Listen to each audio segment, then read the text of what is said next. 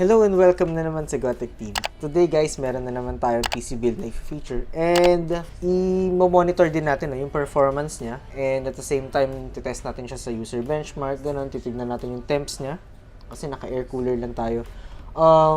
Bale, heavy loads kasi yung gagawin nitong unit natin sa customer natin for editing ata siya, I think, and much better kung matest natin siya before natin i-hand over sa customer.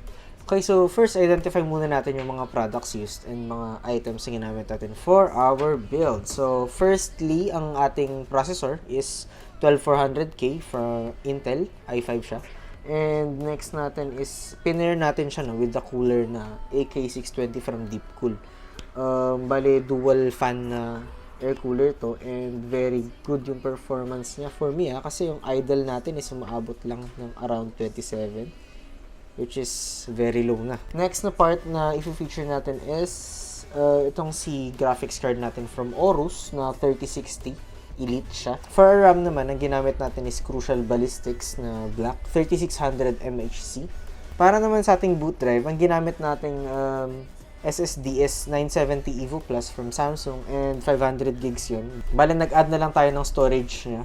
Bale, meron tayong storage na 500 gig na SSD and isa pang HDD na 500 gig. So, nabuo natin yung 1 terabyte for storage and meron tayong 500 gig for boot drive. Ang case na ginamit natin is Lancool Mesh 2. So, ito yung version 2 nung Lancool and mesh siya. Maganda yung airflow nung PC case na to. So, without further ado, let's jump on na dun sa building process.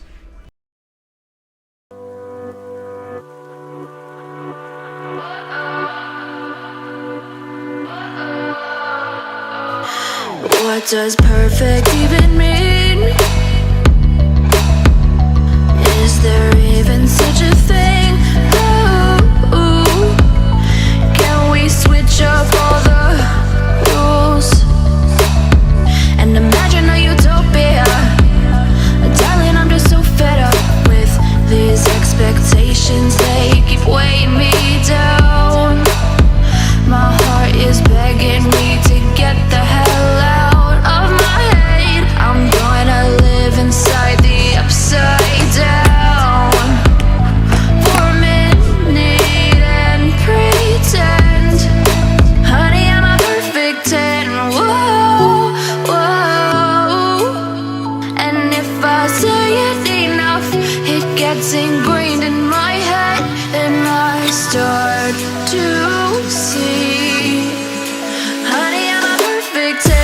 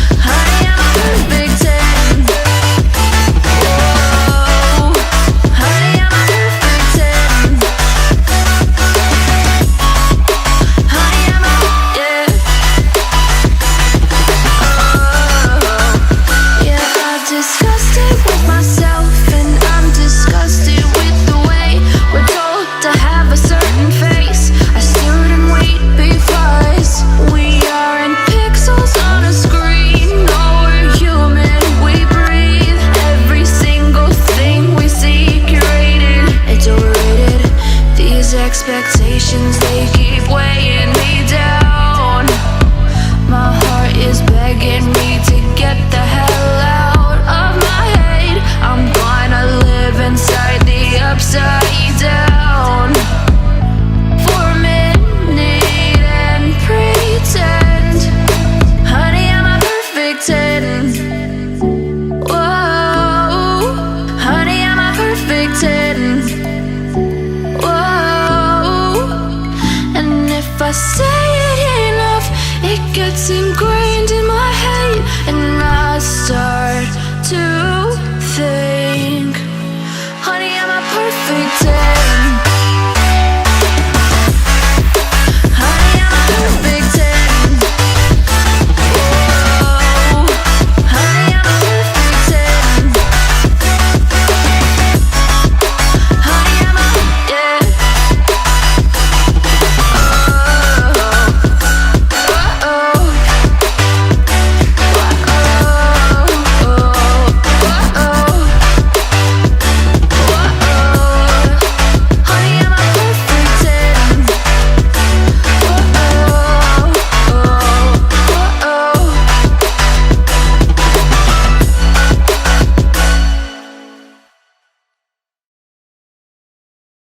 Okay, so bali ito yung mga results ng ating mga tests and so far so good. Okay naman yung performance. Actually, very good pa nga yung mga results na nakita natin dito sa benchmark and I think mafulfill na nito yung gagawin niya for our customer, no? Which is editing and syempre work and gaming na rin. So far, okay naman yung PC case itself. Cooling is okay. Resting tayo sa 30 degrees sa idle and bale, kahit nga i-ano natin siya. Actually, ginawa namin kanina yung stress test. Bench CPU, 100% na usage ng CPU natin.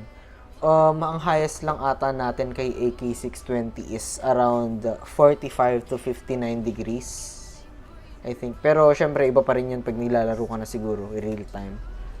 I don't know pero yun yung highest na nakuha natin kanina na result. So, para sa akin, okay. Okay yung performance ni AK620. Maganda yung cooling sa PC case natin. Okay din.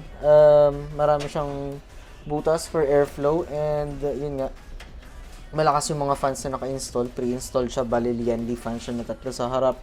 And meron tayong RTX fan sa taas. And chinain natin siya kasama ng dalawang CPU cooler natin. No? So, PWM silang 5 and reactive sila dun sa temperature ng ating CPU.